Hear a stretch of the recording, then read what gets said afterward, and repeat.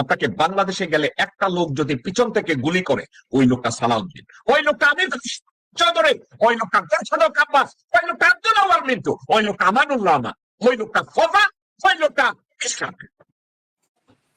যে আপনার মা আপনাকে নিষেধ করেছে যে দেশের পরিস্থিতি ভালো না, তুমি আমার শেষ জীবিত সন্তান, আমি চাই না তুমি এখানে এসে গুলি খেয়ে মারা যাও। আমি বিশ্বাস করি তারেক রহমানের কাছে যত লজিক থাকুক, যে উনি পারিপার্শ্বিকতাকে চিন্তা করেই সিদ্ধান্ত নিয়েছেন যে দেশে যাওয়ার জন্য এটা পারফেক্ট টাইম না। তারেক রহমান সাহেব, আপনার কি মনে পড়ে, আপনাকে আমি বলছিলাম আপনি স্পিচ রাইটার পরিবর্তন করেন, আপনি পাগল ছাগলের মতো যেসব কথাবার্তা বলেন, আমি আপনার মনে পড়ে গত 16 বছরে আপনার কমপক্ষে 1000 বার আমি বলেছি তারেক রহমান আপনার স্পিচ রাইটার এবং আপনার সারাউন্ডিং আপনি পরিবর্তন করুন, বলেছি। বলেছে পরিবর্তন করুন, বলেছে আপনি রাজনৈতিক ভাবে সিলেক্ট করেন যারা আপনার চেয়ে যোগ্য, যারা বরেণ্য, পৃথিবীব্যাপী যারা রাজনীতি নিয়ে রিসার্চ করে তাদেরকে আপনি সিলেক্ট করেন। হোক না সে আপনার চেয়ে যোগ্য, হোক সে আপনার চেয়ে দেখতে সুন্দর, হোক সে আপনার চেয়ে বড় লিডার, আপনি তাদেরকে পছন্দ করুন। আপনি তা করেন নাই। আজকে তার খেসার ধরেন আপনাকে ভারত যাওয়ার অনুমতি দেয় না, অথবা আপনি মনে করেন লন্ডনে আপনার পলিটিক্যাল অ্যাসাইলামের জন্য আপনি যেতে পারছেন না। এই কথাকে আপনি কিভাবে জনগণের সাথে রিপ্রেজেন্ট করবেন? আপনি করতে পারলেন না। রিপ্রেজেন্ট করলেন যে আপনি পুরুষ, হিজড়া না মহিলা, আপনার একটাও প্রমাণ হইল না। আপনি প্রমাণ করতে পারলেন না যে আপনি একজন নির্ভরযোগ্য নেতা। আপনি করতে পারলেন না আপনি একজন যোগ্য সন্তান। আপনি কথার মাধ্যমে প্রমাণ করতে পারলেন না যে আপনি যখন পেশার মধ্যে থাকেন আপনি ভালো একটা কাজ করতে পারলেন না, একটা কথা বলতে পারলেন না। একটা লিমিটেশন থাকতেই পারে। আপনি লন্ডনে এসে অ্যাসাইলাম করেছেন, সেক্ষেত্রে আপনার অনেক লিগাল লিমিটেশন আছে, একটা সুন্দর ব্যাখ্যা আপনি তৈরি করতে পারতেন। ওই ব্যাখ্যাটা পর্যন্ত আপনি তৈরি করতে পারলেন না। আপনার আশেপাশে কতগুলো গরু আপনাকে তৈরি করলো না। আর একটা কথা, সাবজেক্টটা কি এইটা হইতে পারতো না যে আপনার মা আপনাকে নিষেধ করেছে যে দেশের পরিস্থিতি ভালো না, তুমি আমার শেষ জীবিত সন্তান, আমি চাই না তুমি এখানে এসে গুলি খেয়ে মারা যাও। আমার মা আমাকে বলছে, আমার মা যখন মারা গেছে বলছে, দেখো আমি এখন মারা যাব, কিন্তু আমার পাশে তোমার ডেড বডি, সে এই চিন্তা করে আমি মারা যেতে চাই না।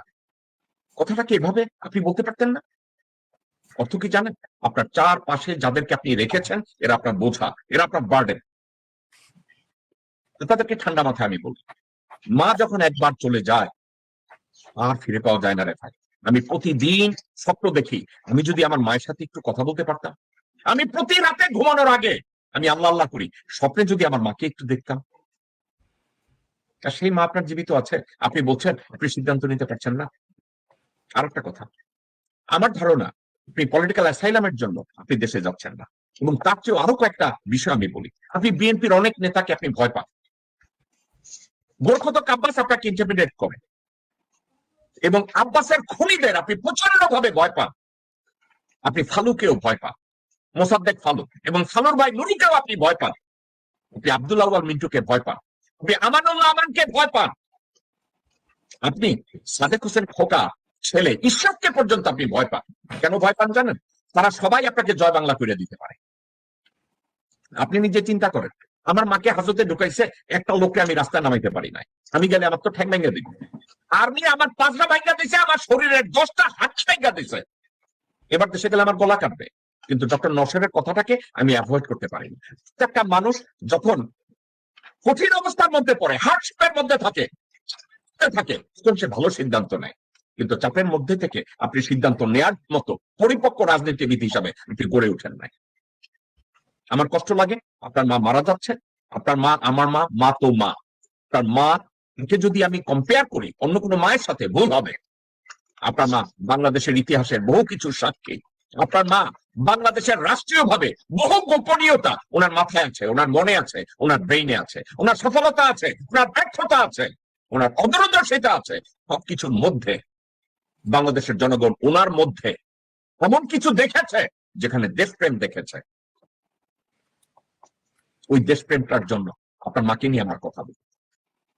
আপনি নিজে তারেক রহমান চিন্তা করে দেখেন, আপনার বাবার নাম যদি জিয়াউর রহমান না হতো, আপনার মায়ের নাম যদি বেগম খালেদা জিয়া না হতো, আপনাকে নিয়ে কেউ কথা বলতো না। সর্বশেষ আমি একটা কথা বলবো, আপনি এখনো বিএনপির আনপ্যারালাল লিডার। আপনার জন্য আমার প্রেসক্রিপশন।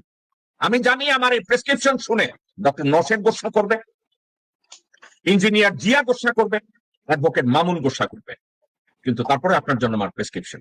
আপনি এখনো বিএনপির আনপ্যারালাল লিডার। আপনি হচ্ছেন বাংলাদেশ জাতীয়তাবাদী দলের গ্লু।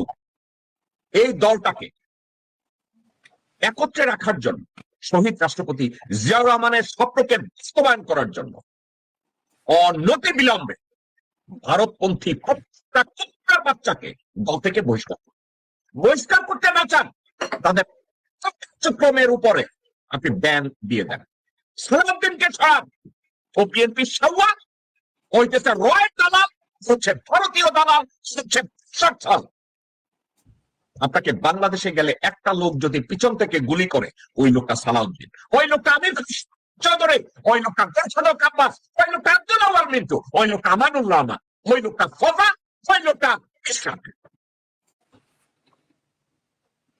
ভারতপন্থী প্রত্যেকটা কুত্তার বাচ্চাকে দল থেকে বহিষ্কার করুন, বহিষ্কার করুন। আর একটা কাজ করুন, আপনি নিজে আপনার স্পিচ রাইটার পরিবর্তন করে নিজে বলেন যে ভারতের সম্প্রসারণবাদের যে কোনো নীতিকে বিএনপি গ্রহণ করবে না, ভারতের পিছনে কোন প্রকার বরদাস্ত বিএনপি করবে না। আপনি যদি একটা 10 মিনিটের ভাষণ দেন, পুরা বিএনপি আপনার পিছনে দাঁড়িয়ে যাবে। আপনি যদি গোরখদক আব্বাসকে দল থেকে লাথি মেরে বের করে দেন, ও মধ্যেও নেরিকুত্তা হয়ে যাবে। কারণ ওর যদি বিএনপির নেতৃত্ব না থাকে, পরিবহন ব্যবসার থেকে সে লাথি খাবে। যদি এই মুহূর্তে আপনি বহিষ্কার করেন, ও কেরানীগঞ্জে মাইর খায়া আন্দোলনের নিচে ঢুকা যাবে। আপনি যদি আব্দুল আওয়াল মিন্টুকে আজকে বিএনপি থেকে বহিষ্কার করেন, ওদের কোনো অস্তিত্ব থাকবে না। আপনার হাতে অনেক ক্ষমতা, আপনি শুধু ডিক্লার করে দেন যে ওরে ওরে ওরে ওরে বহিষ্কার করলেন।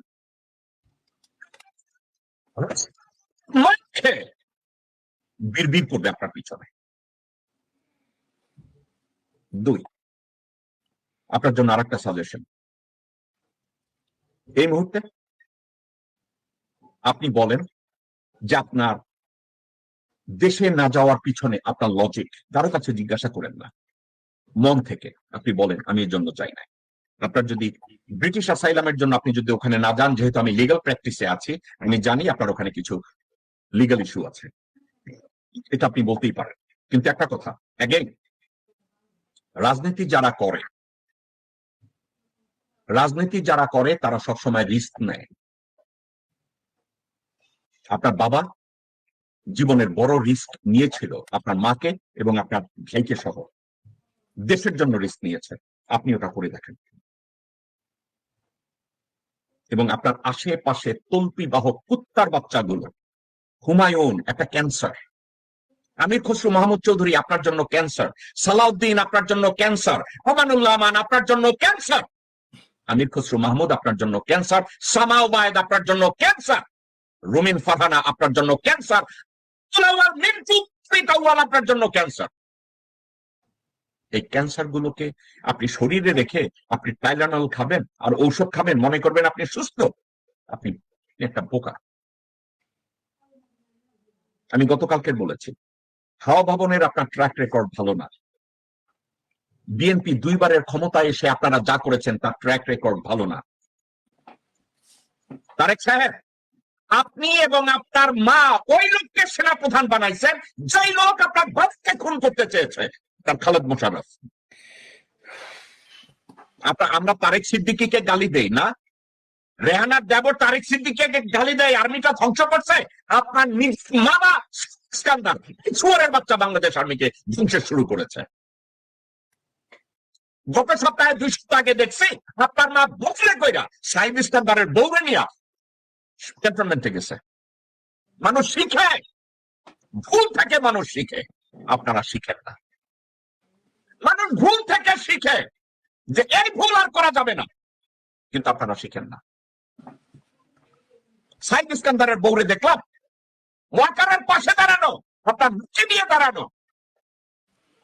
অপু বৈঠকে গন্ডা তাহলে দেখলাম কালবেলা সন্তোষ শর্মা রয়ের সন্তোষ শর্মা তার লগে বগলে নিয়ে আছে রয়ের লোক মুশফিক ফজল আনসারি রে আপনারা অ্যাম্বাসেডর বানান রয়ের লোকরা আপনাদের কাছে জনপ্রিয় হয় তাহলে বলতে গেলে কি হয় আমি কন্ট্রোলটা এভাবে করি এভাবে তুলনা করলে আপনাকে তো সবাই হিরো আলম বানায় দিবে হিরো আলম রিস্ক দিয়া মাইক খাইয়া নেতা হয়েছে হুসেনের সামনে দাঁড়াইয়া প্রধানমন্ত্রীর সামনে নির্বাচন করছে ওই সাহসটাও আপনার নাই ইঞ্জিনিয়ার জিয়া একটা কথা বলছে আপনি মাইক খেয়েছেন আপনার অপকর্মের জন্য আপনি তো দেশের জন্য মাইক খান নাই আপনি তো আন্দোলন করার জন্য মাইক খান নাই আপনি কেন মাইক খেয়েছেন আর্মি অফিসারদের গায়ে হাত তুলতে আপনারা কে কইছে হাওয়া ভবনের ডাইকা ডাইকা লেফটেন্যান্ট কর্নেল ব্রিগেডিয়ার জেনারেল এদেরকে ধরে ধরে থাকছেন সারাকায় লাঠি দেওয়ার জায়গা নাই আপনি লোকজনের ডাইকা ডাইকা 4 ফিট মানে 6 ফিটের মতো জেনারেল সামনে দাঁড়ায় দাঁড়ায় আপনি চাপড়াইছেন চোপড়াইছেন এই করছেন কান ধরে উদ্বাস করাইছেন আপনি মার খাইছেন বেয়াদবের জন্য মার খাইছেন সিকিউরিটির জন্য তারেক রহমান এখনো সময় আছে